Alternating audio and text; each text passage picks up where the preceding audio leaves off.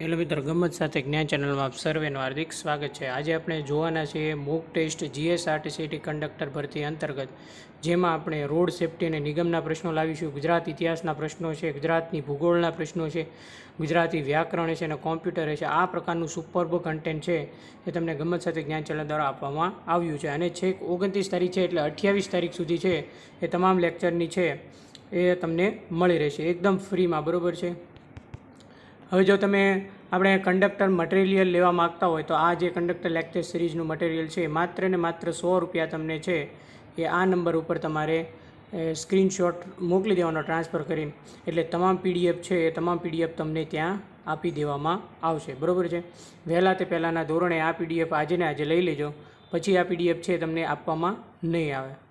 માત્ર રિવિઝન કરવા માટે અને સુપરફાસ્ટ આન્સર માટે, આ રિવિઝન તમને પરીક્ષામાં ક્યાંક ને ક્યાંક બેઠા બેઠા પ્રશ્નો પૂછાય એના માટે આ લેક્ચર સિરીઝ આપણે ચાલુ કરેલી છે, જે તમને 100% ઉપયોગી નીવડશે। તો ચાલો આપણે જોઈએ મોક ટેસ્ટ નંબર 1નો પ્રશ્ન 1। પીયુસી સર્ટિફિકેટ કેટલા સમય માટે માન્ય રહે છે? તો વિદ્યાર્થી મિત્રો, અહીંયા તમારો આન્સર આવશે 6 મહિના, કે પીયુસી સર્ટિફિકેટ છે એ 6 મહિના માટે માન્ય રહે છે। સેકન્ડ પ્રશ્ન, રિવર્સ લાઇટનો રંગ કેવો હોય છે? તો કે રિવર્સ લાઇટનો રંગ છે એ સફેદ હોય છે। કેવો હોય છે? સફેદ। ખાસ યાદ રાખજો, બધા જ પ્રશ્નો મોસ્ટ આઈએમપીને પૂછાય તેવા પ્રશ્નો છે। આ રોડ સેફ્ટી અને નિગમના પ્રશ્નોને સાંકળી લેવામાં આવ્યા છે। ત્રીજો પ્રશ્ન, કઈ કલમ અંતર્ગત અરજદાર અકસ્માત વળતરના દાવાના ચુકાદામાં નારાજ હાઈકોર્ટમાં અપીલ કરી શકે છે? 173માં જે અકસ્માતનો વળતરના દાવાના ચુકાદો હોય, જો કોઈ નારાજ હોય તો હાઈકોર્ટમાં કલમ 173 અંતર્ગત છે તે અપીલ કરી શકે છે નામદાર ગુજરાત હાઈકોર્ટ ખાતે। કોઈ અકસ્માતમાં વળતરના દાવાનો જે ચુકાદો કરવામાં આવ્યો, જો તેની તરફેણમાં ન હોય અને એના વિરોધમાં હોય તો તે આવી રીતે છે એ કલમ 173 અન્વયે અપીલ કરી શકે છે। ખાસ યાદ રાખજો।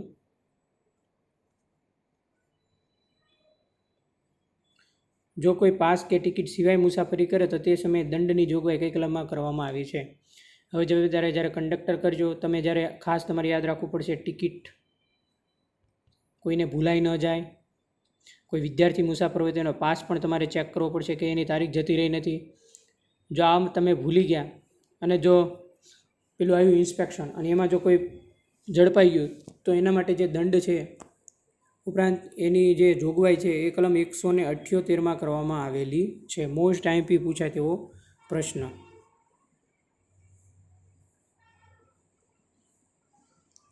હવે નશાયુક્ત હાલતમાં વાહન હંકારનારની જોગવાઈ છે કઈ કલમમાં કરવામાં આવી છે? એમવી એક્ટ 185, મોટર વાહન વ્હીકલ એક્ટ છે એની કલમ 185 અંતર્ગત છે એ નશાયુક્ત જો કોઈ વાહન હંકારનાર હોય તો એની જોગવાઈ આ કલમમાં કરવામાં આવેલી છે।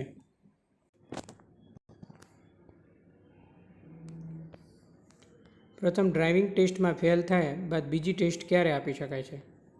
બરાબર છે, આપણે ડ્રાઇવિંગ ટેસ્ટ લેવામાં આવે, તમે જ્યારે કોઈ લર્નિંગ લાઇસન્સ માટે આરટીઓ કચેરીએ જાઓ છો ત્યારે તમે જે ડ્રાઇવિંગ ટેસ્ટ આપો છો એમાં જો તમે ફેલ થયા તો બીજી ટેસ્ટ છે તરત જ ન હોય, મહિના બાદ ન હોય, 5 દિવસ બાદ ન હોય। રાઇટ આન્સર શું આવશે? 7 દિવસ બાદ આવશે। જ્યારે કોઈ અકસ્માત થાય તેવા સંજોગોમાં ડ્રાઈવરની ઇજાગ્રસ્ત વ્યક્તિ પ્રત્યે ફરજ કઈ કલમમાં દર્શાવવામાં આવેલી છે? કલમ નંબર 134માં છે એમની ફરજ છે એ ડ્રાઈવરની જ્યારે કોઈ અકસ્માત થાય ત્યારે જે ઇજાગ્રસ્ત વ્યક્તિ પ્રત્યે એને શું ફરજ દર્શાવવી જોઈએ એની જોગવાઈ 134માં કરવામાં આવી છે। ભયજનક રીતે કોઈ વાહન હંકારતું હોય તો એની આગળની કાર્યવાહીની જોગવાઈ છે કઈ કલમમાં કરવામાં આવી છે? તો કલમ નંબર 184માં જ્યારે કોઈ વ્યક્તિ ભયજનક કોકને અકસ્માત કરી દે એવી રીતે વાહન હંકારતું હોય તો એની સામે જે દંડનાત્મક શિક્ષાત્મક કાર્યવાહી કરવાની છે એમની જોગવાઈ કલમ 184માં કરવામાં આવેલી છે। એમવી એક્ટ એટલે મોટર વ્હીકલ અધિનિયમ આપણે જે કહીએ છીએ, બરાબર, એ ક્યારે અમલી બન્યો? તો કે 1988માં છે એ અમલી બન્યો। મોસ્ટ આઈએમપી પ્રશ્ન 100% પૂછાશે, બરાબર, ખાસ યાદ રાખજો। હવે તમને એમ પૂછે કે ભારતમાં સૌપ્રથમ motor vehicle act MV act છે ક્યારે દાખલ કરવામાં આવ્યો? તો 1939માં આવશે। ખાસ મગરમાં બેસાડી દેજો, બરાબર. આ પણ 100% આઈએમપી પૂછાય તેવો પ્રશ્ન છે. પૂછાશે અને પૂછાશે. અહીંયા રોડ સેફ્ટીના જે આપણે 10 પ્રશ્ન છે એ પૂરા થયા. હજી આપણે આવી મોક ટેસ્ટ 3 થી 4 લાવી, ટોટલ 5 મોક ટેસ્ટ લાવીશું, બરાબર છે.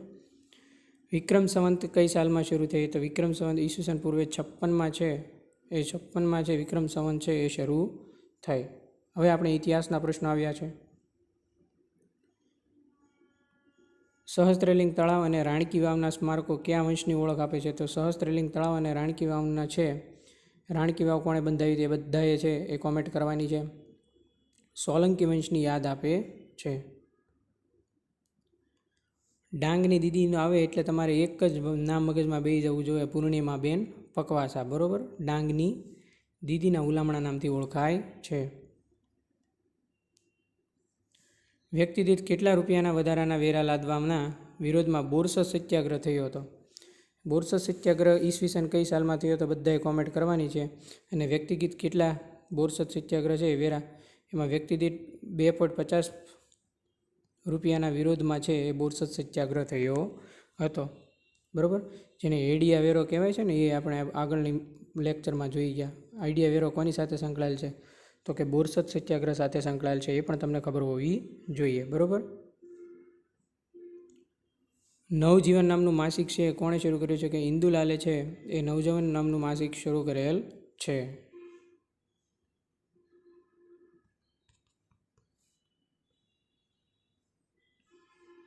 100% પૂછાય છે. કાંકરિયા તળાવ કોણે બંધાવ્યું? તો સુલતાન કુતુબુદ્દીન છે એમને કાંકરિયા તળાવ બંધાવેલ છે. નેક્સ્ટ, અમદાવાદમાં સૌપ્રથમ કન્યા શાળા કોણે સ્થાપી હતી? તો કે હરકુંવર શેઠાણી છે જેમણે અમદાવાદમાં સૌપ્રથમ કન્યા શાળા સ્થાપી હતી. નેક્સ્ટ, ગાંધીજીએ ભાવનગરની કઈ કોલેજમાં અભ્યાસ કર્યો હતો? તો કે ગાંધીજીએ ભાવનગરની શામળદાસ કોલેજમાં અભ્યાસ કર્યો હતો. નેક્સ્ટ, ભગવાન શ્રી કૃષ્ણએ રૂકમણી સાથે જે માધવપુર ખાતે લગ્ન કર્યા હતા એવી એક લોકવાયકા છે. આ સ્થળ ગુજરાતના કયા જિલ્લામાં આવેલ છે? તો કે માધવપુર છે એ ગુજરાતના પોરબંદર જિલ્લામાં આવેલું છે, જ્યાં ભગવાન શ્રી કૃષ્ણએ રૂકમણી સાથે લગ્ન કર્યા હતા.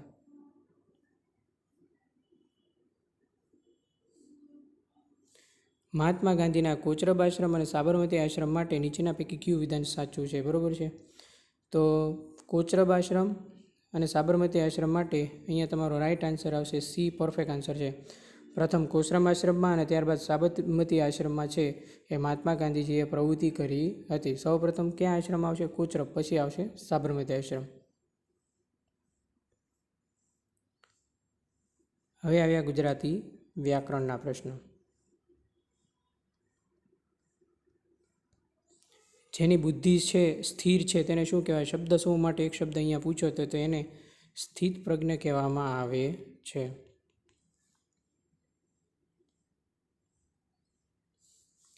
અપેક્ષા શબ્દનો વિરુદ્ધાર્થી શબ્દ જણાવો. તો અપેક્ષા શબ્દનો વિરુદ્ધાર્થી શબ્દ થશે અનપેક્ષા. નેક્સ્ટ, આત્મજા શબ્દનો પર્યાય કયો થશે? આત્મજા એટલે પુત્રી થશે, બરાબર. નેક્સ્ટ, રૂઢિપ્રયોગ પૂછ્યો છે 4 આંખો થવી એટલે રૂઢિપ્રયોગનો અર્થ શું થશે? ઈર્ષ્યા થવી. શું થશે? ઈર્ષ્યા થવી. નેક્સ્ટ, ખોટી જોડણી છે એ શોધવાની છે, બરાબર છે. 41 રાઈટ છે, એક દિલ્હી પણ સાઈડ છે, એક પક્ષ 31 નો આવે, 31 આમ આવે. એ તો જોતા જ ખબર પડી જાય 31, બરાબર. જવાબ તમારો આ આવશે. આજે જ લઈ લેજો વહેલા તે પહેલાંના ધોરણે. હજી જે મોક ટેસ્ટ લેશ અને જેમણે મોક ટેસ્ટ લીધી છે એને આ PDF છે એ ફ્રીમાં આપવામાં આવશે, બરાબર. જેમને લીધી છે એમને જ, બરાબર. એટલે હજી પણ તમારે જો લેવાની બાકી હોય તો માત્ર 100 રૂપિયા છે, મામૂલી રકમ કહેવાય. આ નંબર પર તમે મોકલી દેજો, હું તમને આજે ને આજે મોકલી દઈશ ઓન ધ સ્પોટ. જે ક્રિયાપદો કર્મ સાથે વાક્યમાં પ્રયોજાય તેને કયું ક્રિયાપદ કહેવાય? સકર્મક ક્રિયાપદ. જે કર્મ સાથે પ્રયોજાય છે વાક્યમાં તેને. દમયંતીના મુખ આગળ ચંદ્ર તો પણ નિસ્તેજ લાગે છે. આમાં જે અલંકાર છે એ કયો છે? તો કે વ્યતિરેક અલંકાર છે. વ્યતિરેક અલંકાર એટલે જ્યારે જે આપણે કહીએ ને કે દમયંતીના મુખ આગળ તો ચંદ્ર પણ નિસ્તેજ લાગે છે, કે દમયંતીનું મુખ એ ચંદ્ર કરતાં પણ પેલું છે એમ, એવી રીતે એને વ્યતિરેક અલંકાર કહેવામાં આવે, પ્રશંસા કરવામાં આવી છે. નીચેનામાંથી કયો શબ્દ ઈશ્વરનો પર્યાય નથી? જોતા જ ખબર, પરમેશ્વર આવે, પરમાત્મા આવે, વિભુ આવે. આકાંક્ષા છે એ ઈશ્વરીનો પર્યાય શબ્દ નથી. મહત્વાકાંક્ષા એમ કે ને એમ. ચેતન શબ્દ અહીંયા આપ્યો છે, એનો વિરુદ્ધાર્થી શબ્દ શું થાય? ચેતન એટલે જેનામાં સજીવ નિર્જીવ સજીવ હોય, અને એનો વિરુદ્ધાર્થી તો જડ નિર્જીવ કહેવાય ને. આગમન, અચેતન, મરણ એવું નહીં આવે. ચેતનનો વિરુદ્ધાર્થી જડ શબ્દ થશે. તેઓ હાથ ઊંચા કરીને મદદ માગતા હતા. કૃદંત ઓળખાવો. બરાબર છે. ઊંચા કરીને, બરાબર છે. તેઓ હાથ ઊંચા કરીને મદદ માગતા હતા. ચલો, બધાએ છે આનો જવાબ કોમેન્ટમાં આપવાનો છે. બરાબર છે. તેઓ હાથ ઊંચા કરીને મદદ માગતા હતા. એમાં કયો કૃદંત આવશે? સંબંધક કૃદંત આવશે. બધાને આવડવું જોઈએ. વર્તમાન કૃદંત આવશે, હેત્વર્થ કૃદંત આવશે કે ભૂત કૃદંત આવશે. બરાબર છે. અહીંયા શું કીધું? જો અહીં ક્યાં કૃદંત છે એ પણ કહી દો. ઊંચા કરીને, ઈકે ઈને. ચલો, હું તમને જવાબ આપી જ દઉં. બરાબર. અહીંયા સંબંધક કૃદક આવશે. કેમ કે શું કીધું છે? ઊંચા કરીને. ઈકે ઈને આવે ને, ઈકે ઈને, તો સંબંધક કૃદંત હંમેશા આવે. હેત્વર્થમાં વા અને વાને આવે. બરાબર. વર્તમાન કૃદંતમાં તો, તી, તું, તા આવે.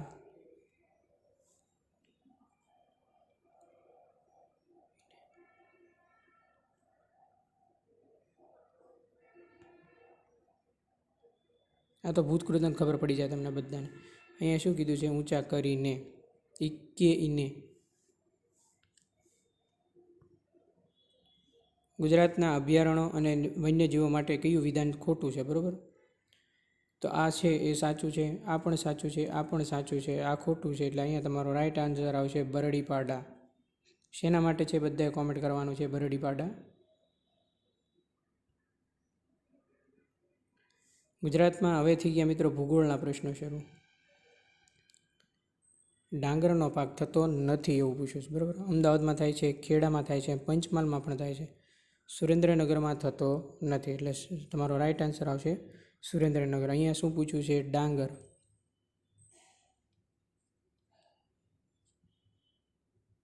છે નથીમાં ખાસ ધ્યાન રાખજો. સૌથી વધારે ભૂલ વિદ્યાર્થી મિત્રો થાય છે ને તો છે નથીમાં થાય છે. ગુજરાતમાંથી નીચેના પૈકી કયો રાષ્ટ્રીય ધોરીમાર્ગ પસાર થતો નથી? તો વિદ્યાર્થી મિત્રો 16 પસાર થાય છે, 15 પસાર થાય છે અને 8 પણ પસાર થાય છે. 16 જો છે એ પસાર થતો નથી. એટલે જવાબ તમારો રાઈટ આવશે 16. ગુજરાતમાં પ્રદૂષણ નિયંત્રણની કામગીરી કઈ સંસ્થા કરે છે? આ તો બધાને ખબર હોવી જોઈએ. GPCB, Gujarat pollution control board, GPCB છે એ પ્રદૂષણ નિયંત્રણની કામગીરી કરે છે. નીચેના પૈકી કયું બંદર દુનિયાનું વસ્ત્ર કહેવાતું હતું? સ્તંભતીર્થના નામે ઓળખાય છે. એસટીઆઈમાં પ્રશ્ન હતો. બરાબર, ખાસ યાદ રાખજો. તાજેતરમાં જે સ્ટેટ ટેક્સ ઇન્સ્પેક્ટરની 22 તારીખે પરીક્ષા યોજાણી હતી એમાં હતું કે ખંભાતનું પૌરાણિક નામ નીચેના પૈકી શું છે? તેમાં સ્તંભતીર્થ આવશે. બરાબર, જેને દુનિયાનું વસ્ત્ર કહેવાતું હતું. ગુજરાત રાજ્યમાં વન્ય પ્રાણી અભયારણ્યો અને રાષ્ટ્રીય ઉદ્યાનો રાજ્યના કુલ ભૌગોલિક વિસ્તારના કેટલા ટકા પ્રમાણમાં છે? તો એમાં તમારો જવાબ આવશે 8.47. બરાબર, આવ્યું ને? ભૃગુ જાલમાં ક્યાં નામે ઓળખાય છે? ભરૂચ. ખંભાત સ્તંભતીર્થ. નેક્સ્ટ, ઘણીવાર શબ્દ તમને વાંચવામાં આવ્યો છે લીલીના ઘેર શબ્દ. કોની સાથે જોડાયેલો છે? ચોરવાડ સાથે સંકળાયેલો છે. લીલીના ઘેર. મોસ્ટ આઈએમપી પૂછાયો ખારા ઘોડા એ ખરેખર શું છે? તો અહીંયા બધા મીઠાની જાત કરીને આવે, પણ મીઠાની જાત છે એ નહીં આવે વિદ્યાર્થી મિત્રો. ખારા ઘોડા એ ઘોડાની જાત પણ નહીં આવે, મીઠાની પણ જાત નહીં આવે. એ એક સ્થળનું નામ છે. બરાબર, ખારા ઘોડા. હવે વિદ્યાર્થી મિત્રો આવ્યા કોમ્પ્યુટરના પ્રશ્નો.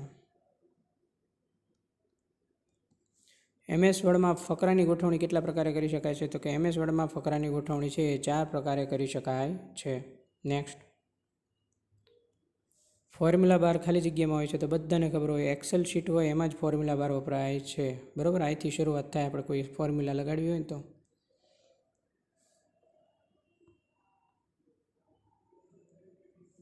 wwwનું વર્લ્ડ વાઇડ વેબનું લોકપ્રિય બનાવનાર પ્રથમ ગ્રાફિકલ યુઝર કયું છે? મોઝેઇક છે, જે પ્રથમ ગ્રાફિકલ બ્રાઉઝર હતું. કોણ હતું? મોઝેઇક.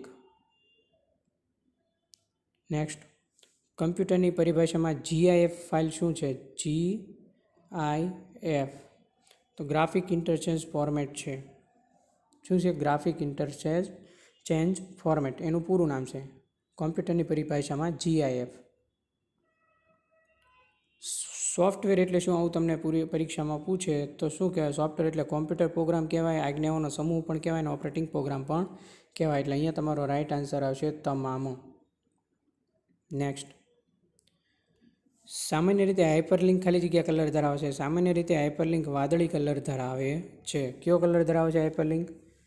વાદળી.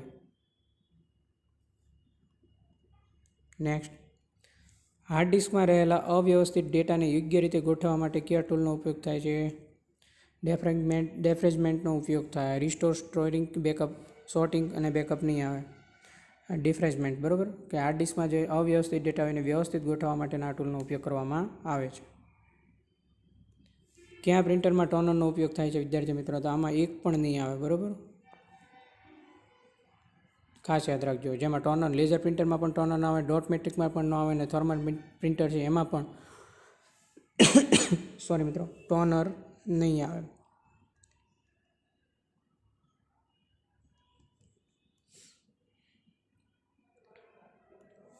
નેટવર્ક માટે નીચેના પૈકી કોનો વિસ્તાર સૌથી વધુ ગણાય છે?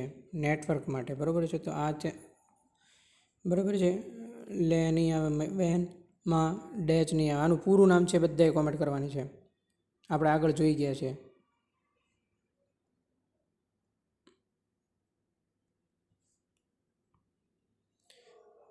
હજી એક પ્રશ્ન જોવાનો છે વિદ્યાર્થી મિત્રો. અહીંયા આપણે 49 પ્રશ્ન થયા.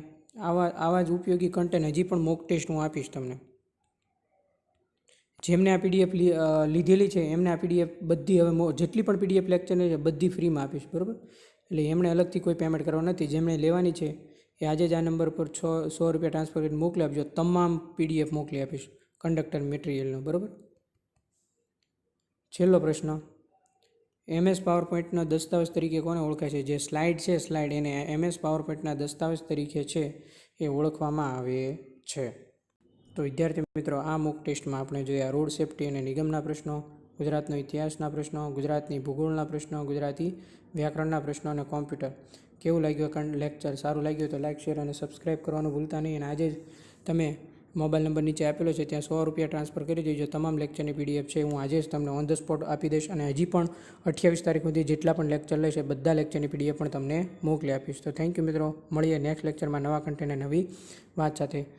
બીજી મોક ટેસ્ટ પણ આવશે. ટોટલ 5 મોક ટેસ્ટનો આપણે ટાર્ગેટ રાખ્યો છે. થેન્ક યુ મિત્રો.